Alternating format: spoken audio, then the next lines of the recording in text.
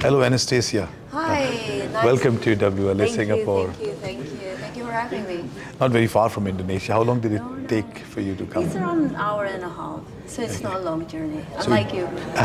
No, for me it was 6 hours. I came from Delhi.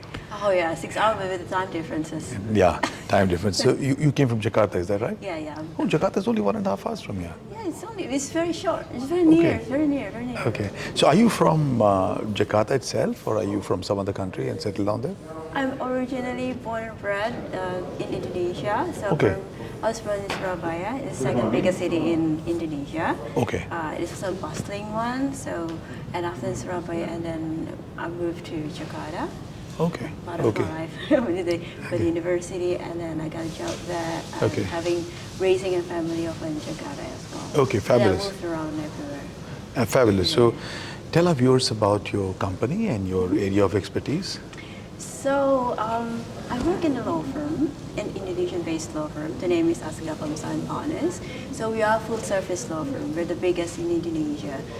We are more than 200 fee earners. We call them fee earners. We have not only lawyers, but we also have the in-house economists, as well as the tax professionals.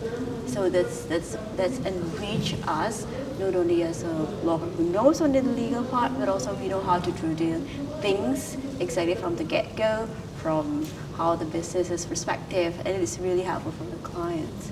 Fabulous. So it's the biggest law firm in Indonesia. How old is it? Oh, so next year is going to be our silver anniversary.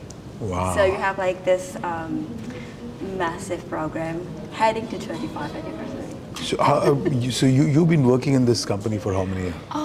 That's a good question, because before merge, so I was with a boutique law firm, a competition boutique law firm. It was called Anastasia, and we merged with AHP in I think 2013.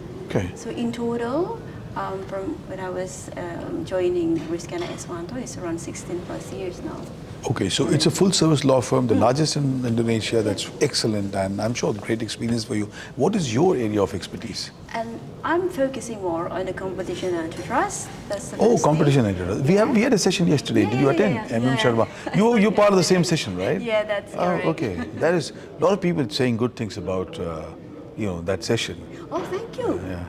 I'm very happy that it's actually very helpful for everyone, because when we're speaking about competition antitrust, it's like something very out of world. Very new. Very new, although it's actually already there for some like a long time. FTC with the US with the FTC and the EU with the European DG competition. It's actually very long, but it's a bit harder to understand compared to, for example, like M&A. It's the usual the lay people will only just directly know about the M&A is when you acquire someone or you do a transaction. Mostly it's M&A. But if you're talking about the competition antitrust, it's a bit subtle. So I do really appreciate it that everyone is having good responses. Yeah, it's difficult to understand. It is new. Yeah. But as far as M&A is concerned, it is pretty much clear about the boundaries, and it's easier to decide. But when it comes to competition law, correct me if I'm wrong, but I think it's very gray, because there are a lot of overlaps and there's a lot of invisible things, because digital landscape is invisible anyway. How do you handle that? The first thing is that it's the same reason why we do have an in-house economist. We need to really understand the business itself. Without understanding the business, then the assessment of competition law itself will be valid.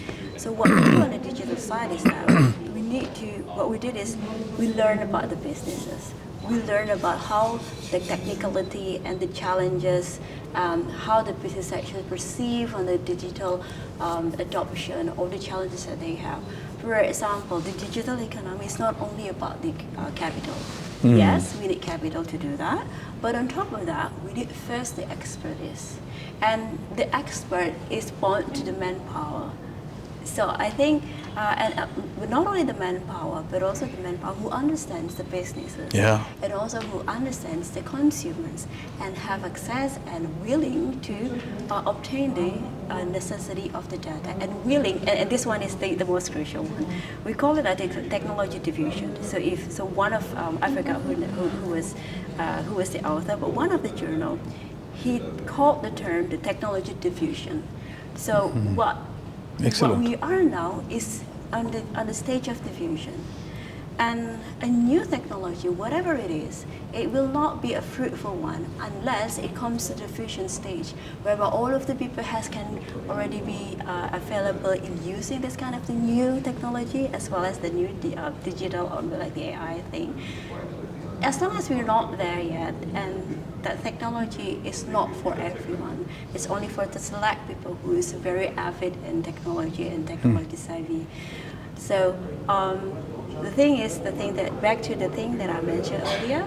So after you develop a program, you launch the program. The thing is, you have to be able to train them, to populate them, to make everyone understand what it is, what is actually the benefit of using your technology. And only after that, then we can understand everything. And by understanding from the very end, from the very beginning and to the diffusion stage, our team can understand what kind are the possible anti-competitive risks in each of every sections. Because as you said, competition is very gray area, but the most interesting part is in every stage of the production side, on the supply chain, there might be competition issue. So the competition issue is not only for the merger control, it's not only for the big and very hot topic about cartel or dominance. No, it's not about that. It's as simple as making an arrangement, a supply chain arrangement. That can also be a possible competition issue for that. Wow. Or selecting your supplier via any type of procurement. You just have to make sure that the procurement process that you're dealing with or you're actually doing is also fully compliant with the competition perspective.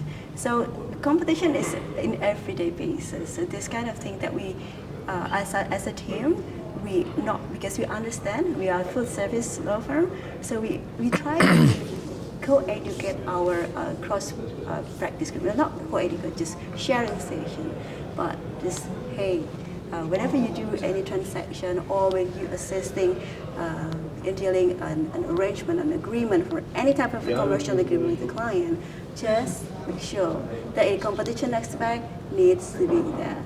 If you're in a dock, just knock our doors or send us an email. So that's how we work.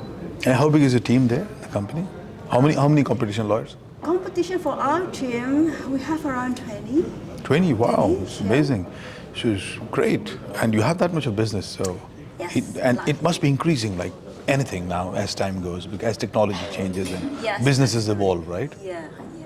Business is evolving, our clients are evolving. That's why we also need to evolve ourselves. How's the legislation placed in Indonesia? In terms of what? So in terms of competition law. Okay. So in terms of competition, our competition regulator is called Indonesia Competition Commission, or in Indonesia is called. How old is that? Huh? How old is Indonesian competition? Since 1990 to 2000, so 25 years. Really? So yeah. We're one of the oldest. Well, not the oldest one, but one of the oldest in Asia. In Southeast Asia, yeah.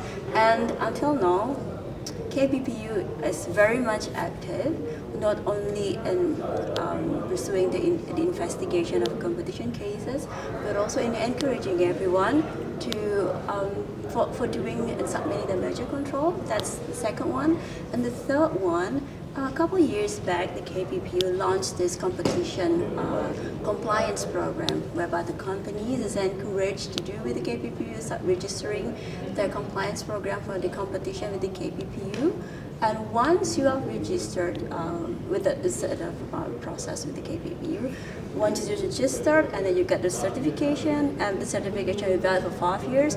And with that certification, certification from the KPPU, just if we don't want to, but if you get a problem with the KPPU, the competition issue, then only with this certification then you got a chance to have the reduction of fine. So this one is so 3 more points from the KPPU that they are enforcing in terms of competition. Great. So such a pleasure to speak to you, Anastasia, and we enjoyed the session, and all the very best to you for all your work, more power. Thank you, and thank you very much for having the woman here. Yeah, did you make friends here? Or? Yes, certainly. Thank you so much. It's been Yeah, a thank very you. pleasure conference. Yeah, thank you, and, thank you. take care. Yeah, thank you. Thank All you the so best. much. All the best Thank to you. All the Yeah, best to you too. yeah, Thank you. Thank you.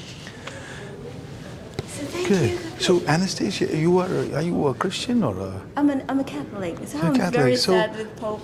Because Indonesia, I thought almost everybody is a Muslim. Right? I Yeah. thought you'd be wearing a hijab or something. We're the biggest country, Muslim country. Yeah, in the But- world. Yeah, I think. I think so. In Do- terms do- of the population, we In are. terms of population.